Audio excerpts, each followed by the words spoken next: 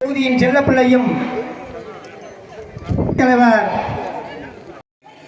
ஒரு தேர்தல் வியூகத்தை அமைத்து ஒரு மெகா கூட்டணியை நோக்கி வெற்றி கூட்டணியை துவங்கி வைத்திருக்கிற புரட்சி தமிழர் ஐயா எடப்பாடி அவர்களுடைய நிலையான ஆணைக்கிணங்க வழிகாட்டுதலோடு சந்தன மாரியம்மனுடைய அந்த மணி யோசையோடு எனக்கு தெரிந்து கோபிநாயக்கன் வெற்றியில இப்படி ஒரு ஆர்ப்பாட்டம் நடந்திருக்குமான்னு வரலாற்றிலே தெரியல. ஏன்னா ஒரு குறுகிய கால அவகாசத்துல இந்த கண்டன ஆர்ப்பாட்டத்தில் நம்முடைய அனுமதியை நம்முடைய சட்ட வல்லுநர் குழு அவர்கள் நம்முடைய டிஎஸ்பி மேடம் அவர்களிடத்திலும் இன்ஸ்பெக்டர் அவரிடத்திலும் முறையிட்டுகிற போது அவர்களே ரொம்ப சந்தோஷப்பட்டிருப்பாங்க. கிராமத்துல என்ன செய்ய முடியும், எவ்வளவு பேர் வருவாங்க.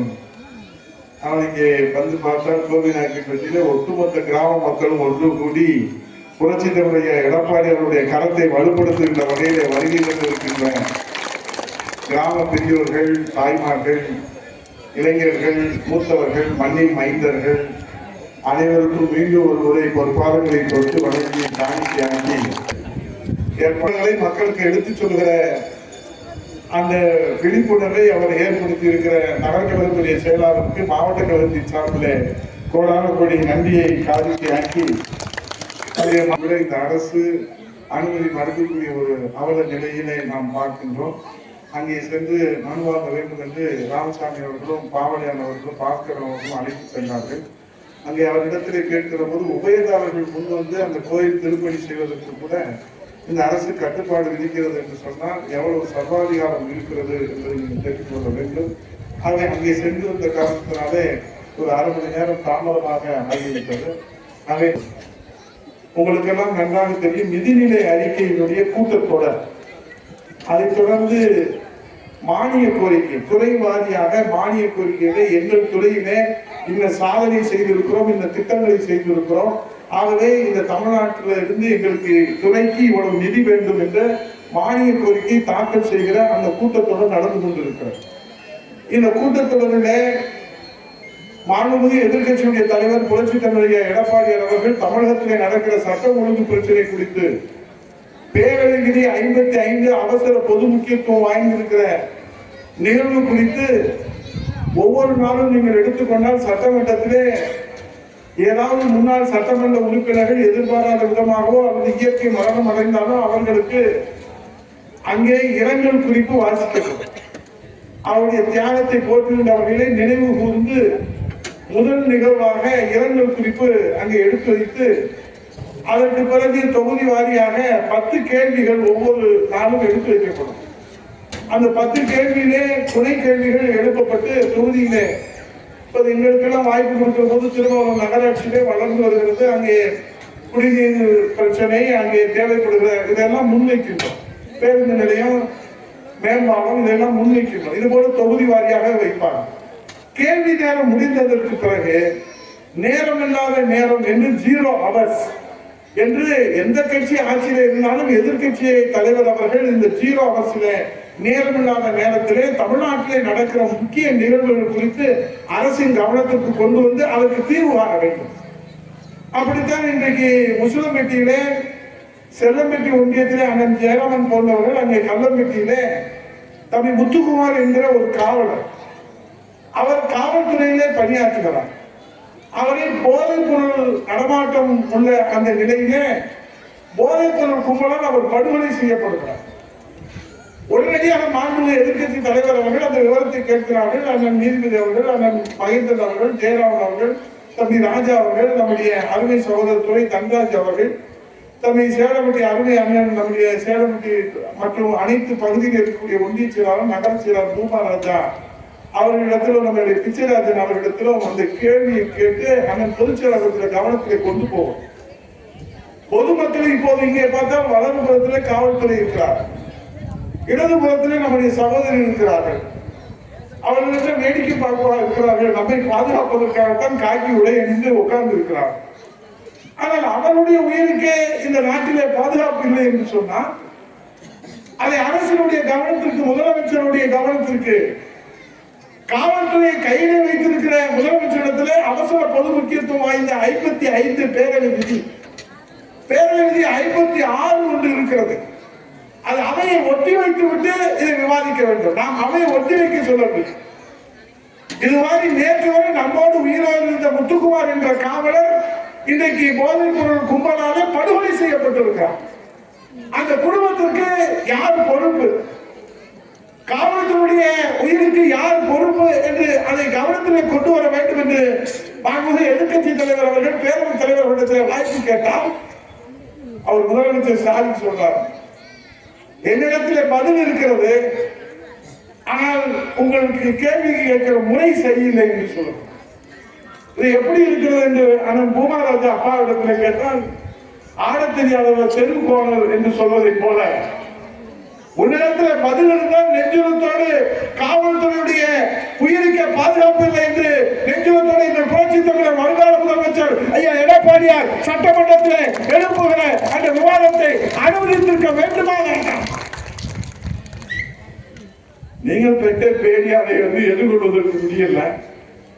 எங்க அப்பா முதிர்குள்ள இல்லை மாதிரி பதில் சொல்ல முடியாது, எப்படி சொல்ல முடியும்? அதனாலே அவர் என்ன செய்கிறார், பேரவை தலைவர் அவர்களை பார்த்து இது நியாயமான கேள்வி எதிர்கட்சி தலைவர் கேட்கிறார், அவர் பேரவைத் தலைவர் அனுமதி கொடுத்து விடுவாரோ என்று அங்கே முதலமைச்சர் கஞ்சாடை காட்டுகிறார். கொடுத்துறாத, அவனை கொன்னே முடியும் உன்ன அப்படின்னு கஞ்சாடையிலே சொல்றார். இவர் எப்படி சமாளிக்க முடியும்? உடனே உட்காருங்க உட்காரவில்லையா, பேசத்தாயா வந்திருக்கோம் சட்டமன்றத்தில். இப்ப திருமணம் தொகுதி மக்கள் எங்களை சட்டமன்றத்தில் அனுப்பி இருக்கிறார்கள் என்று சொன்னால் இந்த மக்களுடைய உரிமை குரலாக சட்டமன்றத்தில் நாங்கள் பிரச்சனைகளை முன்வைத்து அதற்கு தீர்வு காண்பதற்காக 10 ஆண்டு காலம் இளைஞர் புரட்சி தலைவர் அம்மாவுடைய புண்ணியத்திலே தகவல் தொழில்நுட்பத்துறை அமைச்சர், இளைஞர் மேம்பாட்டுத்துறை அமைச்சர், விளையாட்டுத்துறை அமைச்சர், வருவாய்த்துறை அமைச்சர், பேரிடர் மேலாண்மைத்துறை அமைச்சர் என்று பல்வேறு இலாக்காக்களிலே நாங்கள் பணியாற்றி சேவை செய்து அந்த அனுபவத்தை பெற்றிருக்கிறோம். நாங்க ஒண்ணும் தெரியாதவங்களா உட்காரல. நாங்க உட்கார்ந்த போது நீங்களும் இதே நேரத்தில் ஜீரோ அவர்ஸ்ல எத்தனையோ பிரச்சனைகளை கொண்டு வந்திருக்கிறீங்க. ஆனால் புரட்சி தமிழர் எடப்பாடியார் அம்மா அவர்கள் அதை அனுமதித்திருக்கிறார். உங்களை கொண்டு அதை அனுமதி மறுத்து எங்களை தூக்கி வெளியே போடுங்கள் என்று காவலர்களை ஏவி விடுவதில்லை. எத்தனை நாளைக்கு எங்களை தூக்கி வெளியே போட முடியும்? இன்னொரு 1 மாசம் 2 மாசம் 3 மாசம் எங்களை வெளியே தூக்கி போடுகிற ஸ்டாலினை கோட்டையிலிருந்து வெளியே தூக்கி எறிகிற நாள் வெகு தொலைவில் இல்லை என்பதை முத்துவேல் கருணாநிதி ஸ்டாலினுக்கு எச்சரிக்கையாக சொல்லுவேன். அவருடைய தொடக்கம் தான் இந்த கூட்டணி. நம்முடைய மத்திய உள்துறை அமைச்சர் மாண்புமிகு அமித்ஷாஜி வந்தாரு, கூட்டணியை அறிவிச்சாரு, பொதுச் செயலாளர் வீட்டுக்கு வந்தாரு, இரவு உணவு அருந்தினாரு. அவ்வளவுதான் ஸ்டாலினுக்கு நிலநடுக்கமே வந்துருச்சு வீட்டுல. அது முகமே பார்த்தீங்கன்னா மாறி போச்சு. அவரு டெய்லி ஒரு இது போடுவார், அது நான் சொல்லக்கூடாது, அது தரம் இல்லாம போயிடும். தொப்பி போட்டா சொல்லலாம், அவர் வேற போடுறாரு டெய்லி. அதே மாற்றிட்டு வந்துட்டார். அவர் எதை மாத்திரா நமக்கு என்ன, நமக்கு ஆட்சியை மாற்றணும், அதான் தமிழ்நாட்டு மக்களுடைய விருப்பம் எதிர்ப்பாங்க. இப்ப நம்ம என்ன கேட்கிறோம், சட்டமன்றத்தில் பிரச்சனையை பேசி தீர்வு காணுவதற்கான சட்டமன்றம். ஆனா பேசவே இல்லைன்னா அது என்ன சட்டமன்றமா பாட்டு மன்றமா? அது நேற்று ஒரு அமைச்சர் பேசுற ரவுடி போய் கேள்விப்பாய். அவங்க ஆட்சியில தான் திருக்கோயில்களில் கல்யாணம் நடத்தினாங்களாம். முட்டா பேரு நீ அம்மா தான் உலகம்னு சொல்ற காலத்துலதான் இந்திய வரலாற்றிலே முத்திரை பதிக்கின்ற கிண்டல் சாதனையாக 1008 ஏழை எளிய சாமானிய விளிம்பு நிலை பிற்படுத்தப்பட்ட குடும்பங்களிலே திருமணத்தை எடுத்துக் கொடுத்து ஒளிவிளக்கு ஏற்றி வைத்த தெய்வத்தாய் புரட்சி தலைமை இளைய அம்மா. அதுக்கு பிறகுதாங்க எப்படி கல்யாணம் நடத்தணும்னு நீங்க கத்துக்கிட்டாங்க. அவங்களாம் எப்படி கல்யாணம் நடத்தணும் தெரியுமா? கோயில்ல நீ இங்க இருந்து அம்மா கிட்ட கத்துக்கிட்டு அங்க போய் சொல்லி கொடுத்த, அதனால திருக்கோயில்ல திருக்கல்யாணம் நடத்துறாங்க. அதுக்கு முன்னாடி எந்த காலத்துல திமுக அரசுல கல்யாணம் நடத்திருக்காங்க திருக்கோயில்ல? இங்க அம்மா கிட்ட கத்துக்கிட்டு நீ போய் அங்க போய் அந்த பாட்டை பாடுற. நீங்க அதுல அவர் சொல்றாரு, அவரு ஸ்டாலின் வந்ததுக்கு அப்புறம் தான் கோயில்ல அன்னதானம் போடுறாங்க. எவ்வளவு பெரிய கண்டுபிடிப்பு விஞ்ஞானி. முட்டா பேர புரட்சி தலைவர் இதய அம்மா அவர்கள் தான் ரங்கநாதர் கோயிலிலும் பழனியிலும் அங்கே அன்னதானத்தை ஆலயங்கள் ஒரு அன்னதான திட்டம் என்று துவங்கி வைத்தார்கள். அதற்கு கூட நிதி கொடுத்த மாணிக்கம் இன்னைக்கு சாட்சியா இருக்கிறாரு. புரட்சி தலைவர் இதய அம்மா அவர்கள் தான் ஆலயங்கள் ஒரு அன்னதான திட்டம் வரவேற்பை பார்த்துவிட்டு நாள் முழுவதும் அன்னதானம் ஆலயங்களிலே வழங்கிய அன்னபூரணி புரட்சி தலைவர் இதய அம்மா அவர்கள். வரலாற்று எங்கிட்ட கேட்கிற முட்டா பேர அதை சொல்றதுக்கு அவனுக்கு கோபம் வருதுங்க.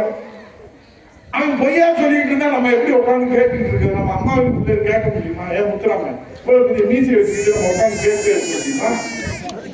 நான் அப்புறம் என்ன நமக்கு கேட்டுதானே வேணும். உடனே ஒண்ணு கேட்கல, மரபுபடி எந்திரிச்சு வாங்கும்போது அமைச்சர் அவர்கள் ரொம்ப அழகா பதில் சொல்றாரு. ரொம்ப சந்தோஷம். ஆனா உண்மைக்கு மாறா சொல்றாரு. 1008 கல்யாணம் நடத்துற போது அவர் இங்கே இருந்தார். அப்ப அம்மா தான் தலைமை, அம்மா தான் உலகம் இருந்தார். ஆலயங்கள் அன்னதான திட்டம் தொடங்கி வைக்கிற போது அவர் இங்கதான் இருந்தார். இப்ப அங்க போயிட்டார். இது என்னன்னா கருணாநிதி படத்து மேல போய் ஆண்டாள் கோபுரத்தை வைக்கணும். அப்ப நீங்க கெட்ட நேரம் ஆரம்பிச்சதுதானே அர்த்தம். இது என்ன மூளை வேலை செய்யல. எவனாலும் போய் படத்து மேல போய் ஆண்டாள் கோபுரத்தை வைப்பாங்க. அப்ப முட்டா போய் தானே அவன். அப்ப அவனை நீக்கணுமா வேணாமா? என்ன நீங்க கேட்கல, பொன்முடியெல்லாம் நீக்கணும் சொன்னீங்க, நீங்க எல்லாத்தையும் நீக்கணும் சொல்றீங்க. அதுக்கு நம்முடைய பொதுச்செயலர் என்ன சொன்னாரு, செவ்வாய்க்கிழமை சட்டமன்றம் கூடிச்சு, திங்கட்கிழமை வரைக்கும் விடுமுறை. மகாவீர் ஜெயந்தியில தொடங்கி திங்கட்கிழமை வரைக்கும் விடுது. செவ்வாய்க்கிழமை புரட்சி தமிழக இடப்பெயர் நம்ம மரபுகளுக்கு அன்னதானம் கொடுத்துட்டு இருந்தா உடனே பொதுச்செயலர் அவர்கள் உத்தரவு நாளை காலையில் உடனடியாக, ஏன்னா 8:55 கொடுக்கணும். நம்ம கவர்னருக்கு கொடுக்கிற போது 9:30 மணிக்கு சட்டசபை, 8:55 பேரவைத் தலைவருக்கு கொடுக்கணும். அப்பதான் நீங்க எடுப்பாங்க. உடனே பேரவை விதி 72. பேரவை விதி 72 என்ன சொல்லுது அப்படின்னு கேட்டீங்கன்னா, நம்பிக்கை இல்லாத தீர்மானம். யார் மேல நம்பிக்கை இல்லாத தீர்மானம்? இந்த பொன்முடி பையன் அவன் வாய கூவத்தில் விட்டுதான் கழுவணும். அப்படி ஒரு பேச்சு பேசுறான். நான் என்ன சொல்றேன், உங்ககிட்ட எவனாவது சைவ வைணவத்தை பத்தி விளக்கம் கேட்டாங்கன்னா, ஏன்டா உனக்க நீயா வாய கொடுத்து வம்புல மாட்டிக்கிற? உலகத்திலே இல்லாத விளக்கம். இது மாதிரி பொன்முடி மாதிரி அதிமுக யாராவது பேசி இருந்தா, அம்மா முதலமைச்சராக இருந்தா, எடப்பாடியார் மாண்புமிகு எடப்பாடியார் முதலமைச்சராக இருந்தா, அவன் பேசிட்டு மேலே இறங்குறதுக்குள்ள அடிப்படை உறுப்பினர் வந்து அத்தனை பதவியை எடுத்து விட்டு விடுவித்து விட்டு தான் புரட்சித்தலைவர் அம்மா அவர்கள் அது வேலை பார்ப்பார். பொன்முடி அவர்கள் ஒரு பேராசிரியர், ஒரு நீண்ட கால கல்வித்துறையிலே பள்ளிக்கல்வித்துறையிலே ஒரு பேராசிரியர் இருந்தார். பெண்ணை ஆபாசமாக பேசுகிறார்கள். அவர் மீது நம்பிக்கை இல்லாத தீர்மானம் சட்டமன்றத்தில் விவாதிக்க வேண்டுமா வேண்டாம்? மாண்புமிகு நகராட்சித்துறை அமைச்சர் அவர்கள் நேரு அவர்கள் இன்றைக்கு நகராட்சியிலே, பேரூராட்சியிலே, மாநகராட்சியிலே இன்றைக்கு ஊழல் நடந்திருக்கிறது என்று நாங்க சொல்லல. இங்க இருக்கிற மூசிசோ முருகனோ, இங்க இருக்கிற விஜயனோ, ராமசாமியோ, வெற்றிவேலோ, கருப்பையாவோ, திருப்பதியோ, பாவலியானோ, பாஸ்கரனோ சொல்லல. அமலாக்கத்துறை சொல்றாங்க. இங்க இடமாறுதலுக்கே ஊழல் செஞ்சிருக்கிறாங்க, ஆதாரத்தோடு சிக்கி இருக்கு. வெளிநாட்டு வங்கியில இருந்து கொண்டு வந்து வச்சிருக்காங்க. சிக்கிட்டாண்ட சித்தப்பா மாதிரி அவன் அங்க ஒரு அமலாக்கத்துறை வெளியிடுறாங்க. இன்னொரு அமைச்சர் அவன் நம்மகிட்ட இருந்து போனவன் தான். அவன் செஞ்சிருப்பாராச்சு. இந்த திமுக ஒரிஜினல் வித்தா இருக்கிறவங்க பூரா அமைதியா இருக்கு. இங்க இருந்து வேஷ்டியை மாற்றி கட்டிட்டு வயிற்று பிறப்புக்காக போனா பாருங்க, அவன் மட்டும்தான் தாண்டி.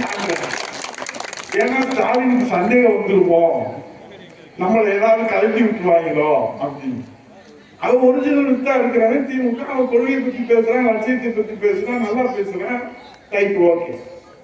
இங்க இருந்து வேஷ்டியை மாற்றிட்டு போனா பாருங்க, அவன் பேசுற பேச்சு அப்பா நெஞ்செல்லாம் வலிக்கிறாங்க, கேட்கவே முடியல. அப்போ 1000 கோடின்னு அமலாக்கத்துறை ஒரு அறிக்கை வெளியிடுறாங்க. எப்படி 1000 கோடி அடிச்சோம்னா பாட்டுக்கு 10 ரூபா வைக்கிறான் தான். இது விஞ்ஞான ரீதியா ஊழல். நீ கேட்கிற உதயகுமார் மொட்டமன்ற ரூபா 10 ரூபா தானே போயிட்டு போறேன், அப்படி விட முடியாதுதான். ஒரு பாட்டுக்கு 10 ரூபா, ஒரு நாளைக்கு 1 கோடி பாட்டு விற்கிறாங்க. அப்ப ஒரு நாளைக்கு 10 கோடி அதுல அடிக்கிறாங்க. ஒரு 1000 பாட்டில் உற்பத்தி பண்ணா ஒரு 500 பாட்டிலுக்கு வரி கட்டணும், 500 பாட்டிலுக்கு வரி கட்டணும். என்னத்தான் நீ மாரியத்த மாதிரி நல்லா மங்களமா உட்காந்து நல்லா கேட்டுக்கா, எல்லாத்தையும் கேட்டுட்டு ஓட்டு இங்க போடு. இப்போ 2 அந்த 1000 பாட்டில் 500க்கு வரி வந்து கல்லாவுக்கு போவோம். எந்த கல்லா? நம்ம தமிழ்நாடு கஜானாவுக்கு. இன்னொரு 500க்கு பாரு, அதுக்கு வந்து லேபிள் ஒட்டுவாங்க, எல்லாம் ஒட்டுவாங்க.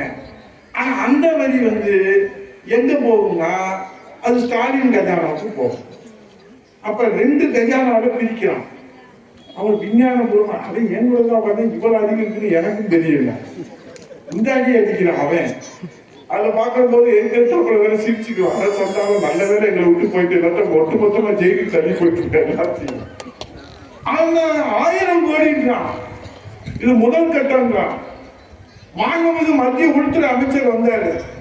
நாங்க சொன்னோம், ஐயா அந்த 1000 கோடின்னு தமிழ்நாடு பரபரப்பா இருக்கு. நோட்டம் 1000 crores 40 crores அப்படின்றாங்க. 40,000 கோடியா? 40,000 crores அது சொல்றாங்க. இப்ப நாங்க என்ன சொல்றோம், இவங்க தமிழ்நாடு முழுவதும் இந்த நேரு அவர்களை பத்தியும் செந்தில் பாலாஜி அவர்களை பத்தியும் பொன்முடி அவர்களை பத்தியும் தமிழ்நாடு முழுவதும் பரபரப்பா இருக்கு. ஒரு கடும் கொந்தளிப்பு இருக்கு. புரட்சி தலைவர் எடப்பாடி அவர்கள் சட்டமன்றத்திலே பேரவை விதி 72 விவாதிக்க வேண்டும். நம்பிக்கையில்லாத தீர்மானம் நீங்க எங்களை தூக்கி வெளியே போட்டீங்க. இன்னைக்கு பத்திரிகையில நீங்க படிச்சுட்டீங்க. மாண்புமிகு உயர் நீதிமன்றத்தின் நீதியரசர் என்ன சொல்றாரு? ஆபாசமாக பேசிய பொன்முடி மீது ஏன்டா இன்னும் வழக்கு பதியல? உடனே டிஜிபி வர சொல்றாங்க, இங்க உட்கார சொல்லு, பதில் சொல்ல சொல்லு. இவ்வளவு ஆபாசமாக தமிழ்நாடு வரலாற்றிலே ஒரு அமைச்சர் இந்திய அரசியல் அமைப்பு சட்டத்திலே காப்புரிமையில பதவியேற்றிருக்கிறார். நான் வந்து 10 வருஷம் தான் அமைச்சராக இருந்தேன். ஆனா ஒரு 7 முறை பதவியேற்பு விழாவில் பங்கேற்றிருக்கிறேன். ஒரு தடவை அம்மா 6 மாசத்துல எடுத்து விட்டாங்க. லைட்டை போட்டதுக்கு தப்பா சொல்லிவிட்டாங்க. அம்மா கோபமாரி எடுத்து விட்டாங்க.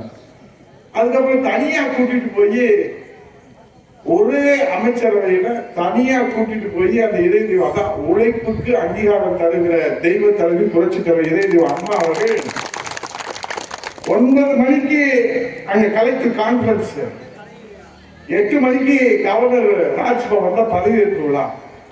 இந்த சாமானிய எளிய தொண்டன் கடை கொடியை கொடி பிடித்திருக்கிற தொண்டனை அங்கே ராஜ்பவனுக்கு அழைத்து சென்று பதவியை ஏற்க வைத்து விட்டு அந்த கலெக்டர் கான்பரன்ஸிலே அவர்கள் பங்கேற்க செய்தார்கள் என்று சொன்னால் அம்மா அவர்களுக்கு ஒரு கோயில் அல்ல 1000 கோயிலை 7 தலைமுறைக்கும் கிட்டும். தொண்டனை மதிக்கிற இயக்கம் அனைத்து இந்திய அண்ணா திராவிட முன்னேற்ற கழக உழைப்பை அங்கீகரிக்கிற இயக்கம். புரட்சி தலைவர் இதய அம்மா அவர்கள் இன்றைக்கு நம்ம இடத்துல இல்லாத நமக்கெல்லாம் மிகப்பெரிய இழப்பு என்றாலும் அந்த இழப்பை ஈடு செய்கின்ற வகையிலே புரட்சி தலைவர் எடப்பாடியார் அவர்கள் தினந்தோறும் போராடி வருகிறார். ஆக நீதி அரசர் என்ன சொல்லுகிறார்?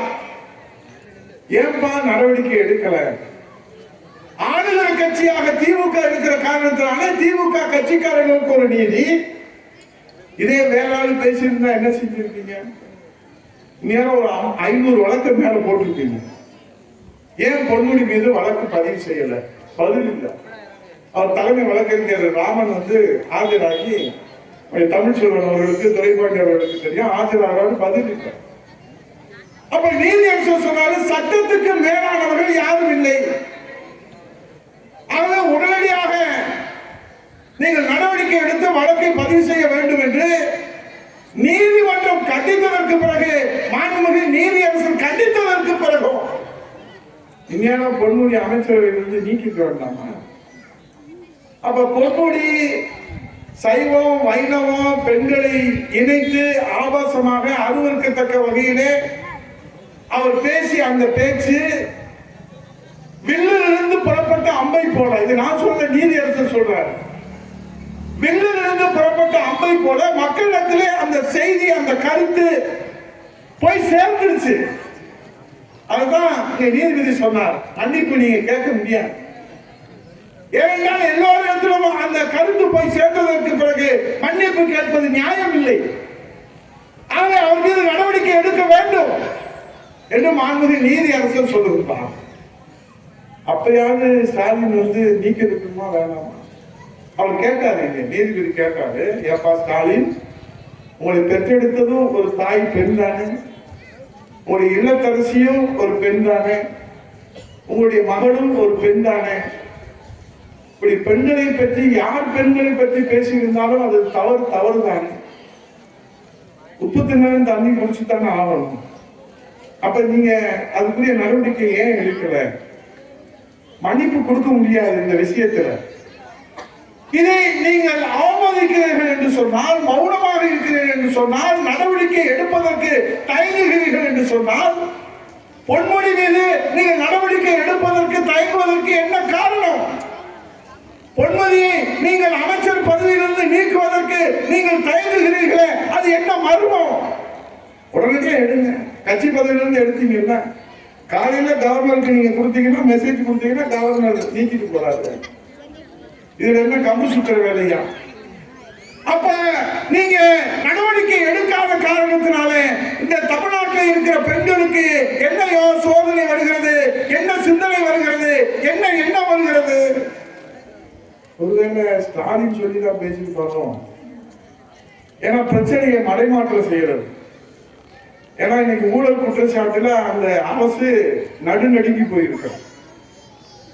ஆகவே பிரச்சனைகளை மடைமாற்றம் செய்கின்ற வகையிலே நீ பேசுவதை போல பேசு, நான் அடிப்பதை போல அடிகிறேன் என்று இரண்டு பேரும் நாடகம் ஆடுகிறார்களா? உண்மையிலே இந்த தமிழ்நாட்டு பெண்கள் மீது, தாய்மை மீது, ஏன்னா உலகத்திலேங்க பெண்களை தெய்வமாக மதிக்கிறோம். ஒரு பிச்சைக்காரன் வீட்டுல வந்து பிச்சை கேட்டா கூட என்ன கேட்பான்?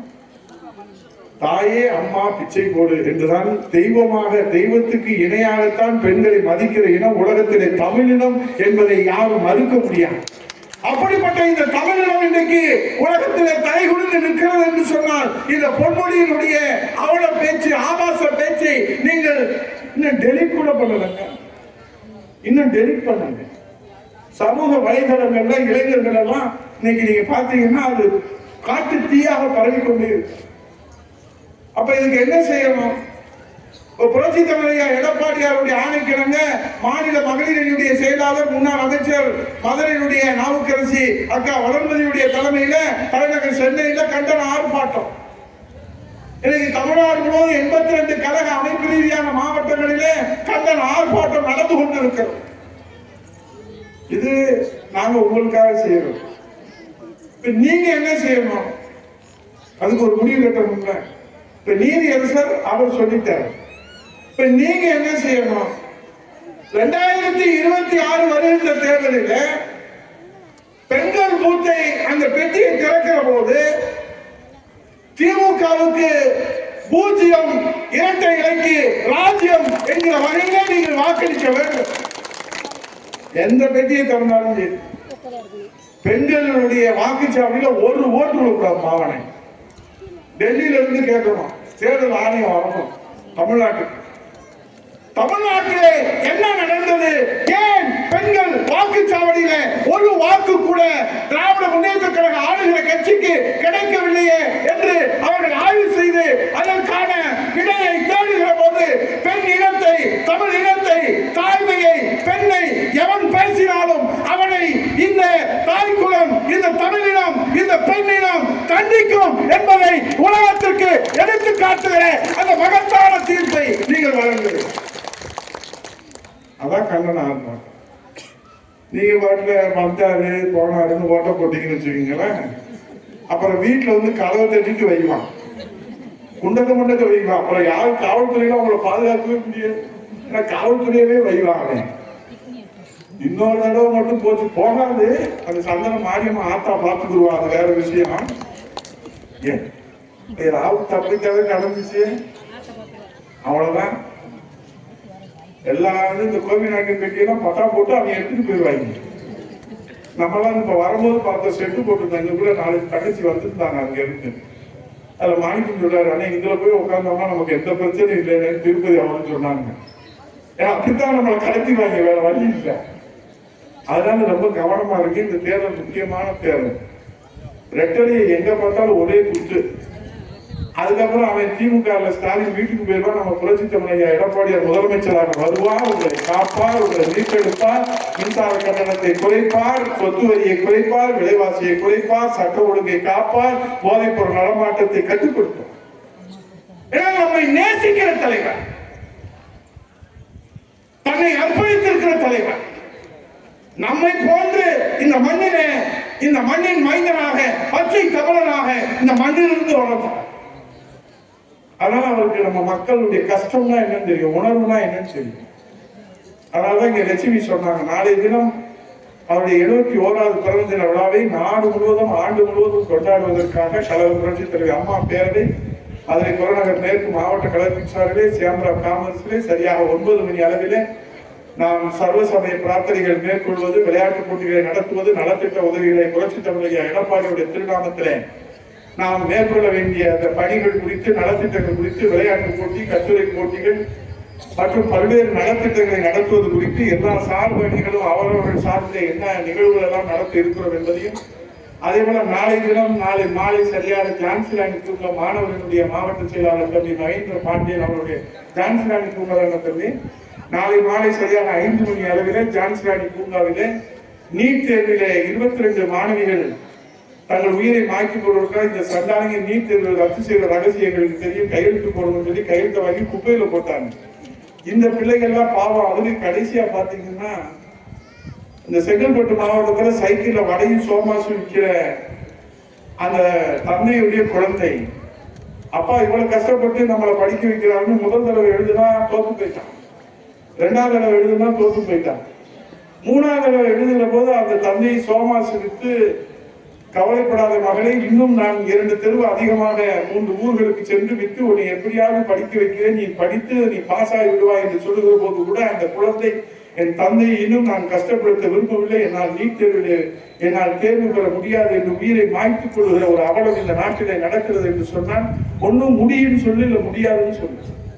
நீட் தேர்வுல முடியாது. புரட்சி தமிழக எடப்பாடியார் அவர்கள் நீட் தேர்விலே ரத்து போராட்டம் நடந்தாலும் அரசு பள்ளியிலே படிக்கிற மாணவர்களுடைய மருத்துவ மாணவ கனவை நிறைவேற்றுவதற்காக இந்தியாவை வழிகாட்டுகின்ற வகையிலே மேதக ஆளுநர் கையெழுத்து போடவில்லை என்றாலும் கூட இந்திய அரசு அமைப்பு சட்டத்திலே முதலமைச்சருக்கு கொடுத்திருக்கிற அந்த சிறப்புகளின் அடிப்படையிலே மசோதாவை நிறைவேற்றி உலகத்திற்கே வழிகாட்டுகிற 7.5% இடஒதுக்கீடு கொடுத்த தலைவர் புரட்சி தமிழக எடப்பாடியார் சமூகநீதி காவலர். ஒப்பாரிதான் வைக்கலாம், அந்த கல்வி ஆண்டிலே கொடுக்குன்னு சொன்னோம். ஆகவே 22 அந்த குழந்தைகள் இன்றைக்கு நம்மை விட்டு இந்த மண்ணை விட்டு மறைந்திருக்கிறார்கள். அவர்களுக்கு மெழுகுவர்த்தி ஏந்தி அஞ்சலி செலுத்துகிற மாணவர்களின் சார்பிலே தம்பி மகேந்திர பாண்டியன் அவர்கள் அங்கே ஜான்சிராணி பூங்காவிலே அங்கே வருவாய் மாவட்டங்களின் சார்பிலே என்று தமிழ்நாடு முழுவதும் பேசுகிற வகையிலே நீங்கள் அனைவரும் எங்களை ஆதரித்து பெருமை சேர்த்துக் கொண்டிருக்கிறீர்கள். அதனால்தான் இன்றைக்கு 234 தொகுதிகளிலே சட்டமன்ற எதிர்கட்சி துணைத் தலைவர் என்கிற அந்த தகுதியை இந்த திருமங்கலம் தொகுதிக்கு உங்களால் புரட்சி தமிழக எடப்பாடியார் அவர்கள் இந்த சாமானிய எளியவர்களுக்கு வழங்கி இருக்கின்றார்.